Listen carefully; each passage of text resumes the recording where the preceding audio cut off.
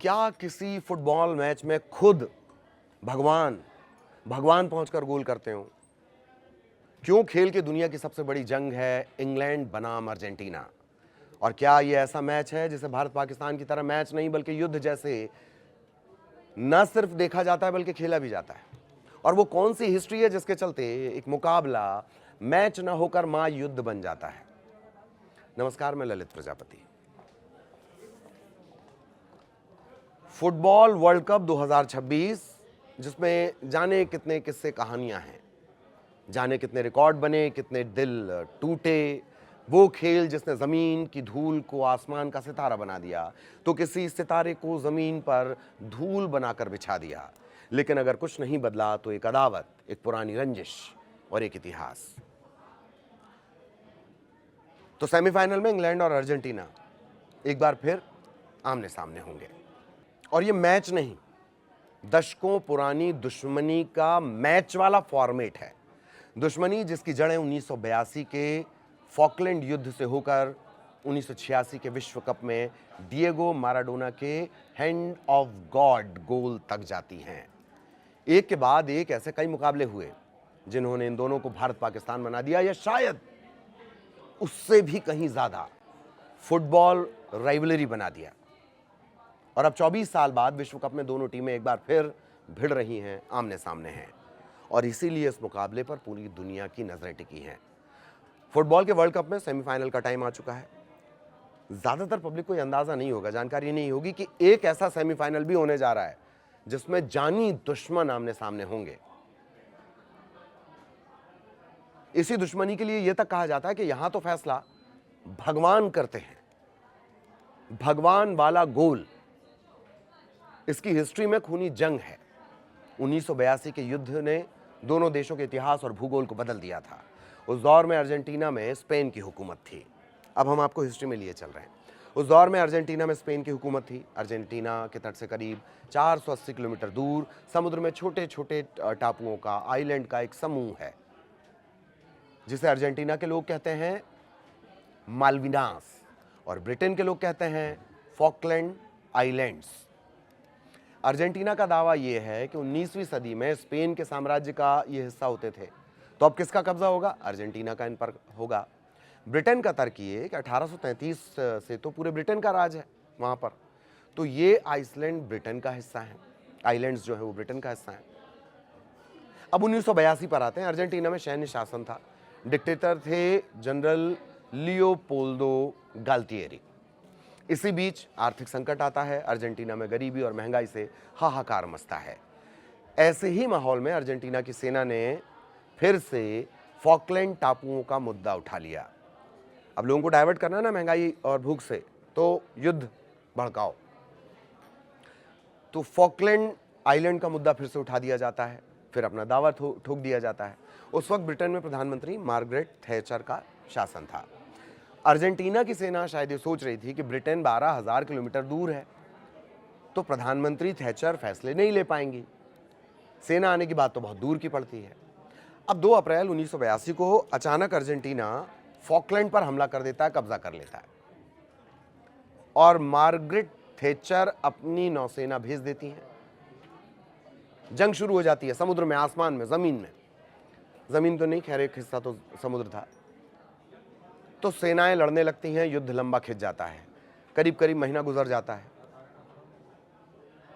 और PM Thatcher की सबसे बड़ी समस्या थी ये दूरी, क्योंकि ये जगह जो है वो ब्रिटेन से 12,000 किलोमीटर दूर समुद्र में थी। यहां ये जंग लड़ी जा रही थी। तब अचानक एक मोड़ आता है।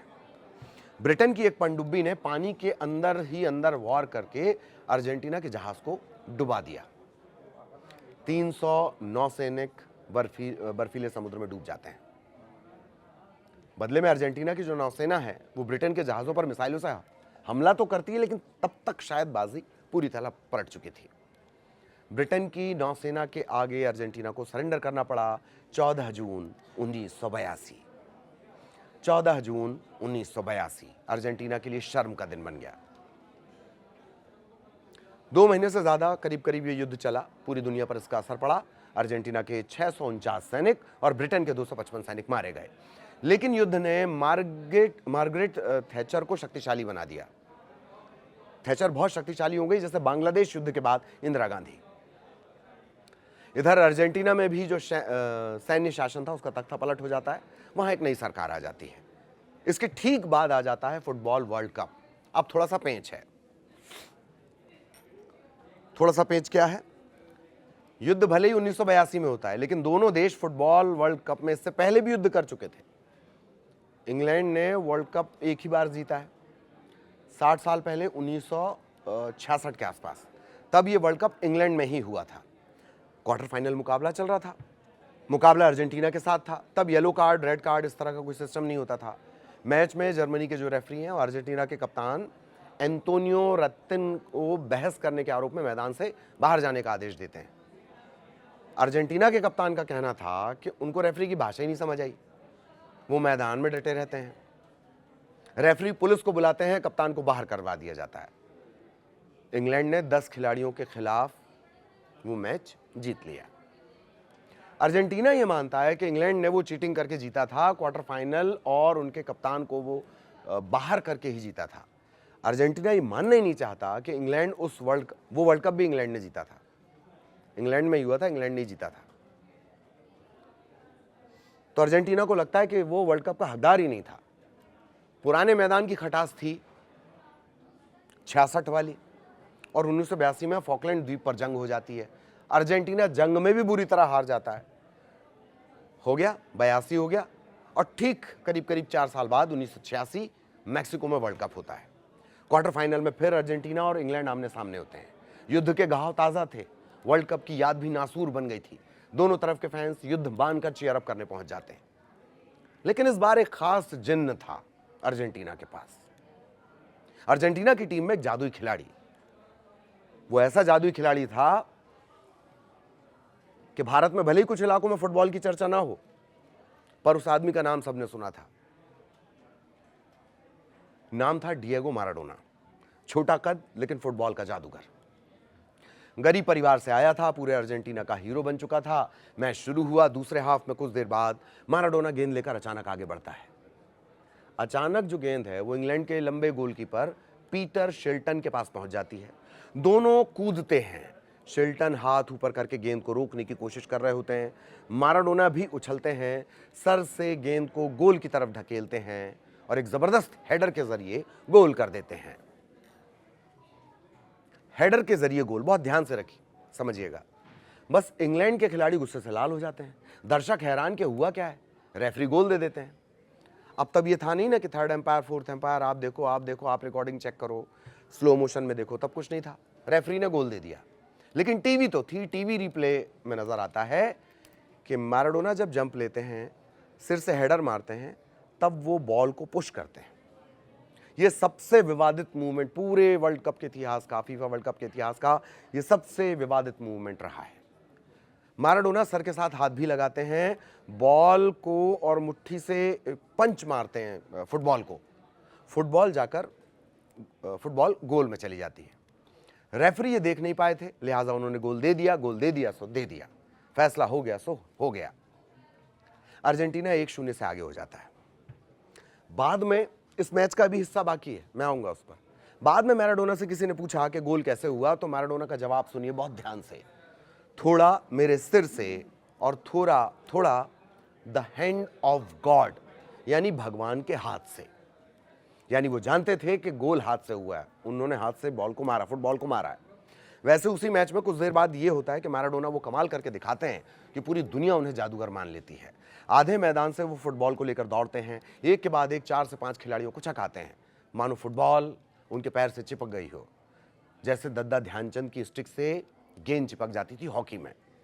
माराडोना अकेले गोलकीपर के सामने पहुंचते हैं, गोल ठोक देते हैं। वो गोल फुटबॉल इतिहास का अब तक का सबसे शानदार गोल माना जाता है। उससे बेहतर गोल कोई आज तक नहीं मारा गया, ये लोगों का कहना है। अर्जेंटीना मैच जीत जाती है 2-1 से, बाद में वर्ल्ड कप भी जीत जाती है। मैराडोना ने बाद में खुलकर कहा कि हाथ वाला गोल युद्ध में मारे गए अर्जेंटीना के, कौन सा युद्ध, 1982, अर्जेंटीना के उन युवा सैनिकों का बदला था जिन्होंने अपनी जान दी। अर्जेंटीना के लोगों के लिए वो 1966 के इंग्लैंड की वर्ल्ड कप का भी बदला था जो इंग्लैंड ने जीता था, और 1982 के युद्ध का भी बदला। 1998 वर्ल्ड कप में दोनों टीमें मिली। डेविड बैकहम को उस मैच में रेड कार्ड मिला। पेनल्टी शूटआउट में अर्जेंटीना जीता था। 2002 में फिर मुकाबला हुआ, इंग्लैंड ने जीत हासिल की, लेकिन पिछले 24 साल से दोनों टीम आमने सामने नहीं आई हैं। लिहाजा दोनों के सीने में मानो आग धधकने लगी है, सीने सुलगने लगे हैं। अब 2026 विश्व कप का सेमीफाइनल, जो जीतेगा वो फाइनल में जाएगा, लेकिन इन दोनों टीमों के बीच का मैच सिर्फ मैच नहीं होगा, महायुद्ध की तरह होता है। और फुटबॉल के जो जबरा प्रेमी हैं उनके लिए ये फाइनल से ज़्यादा रोमांचक होता है। तो आप भी इस जंग का मज़ा लीजिए। वीडियो देखने के लिए बहुत धन्यवाद। नमस्कार।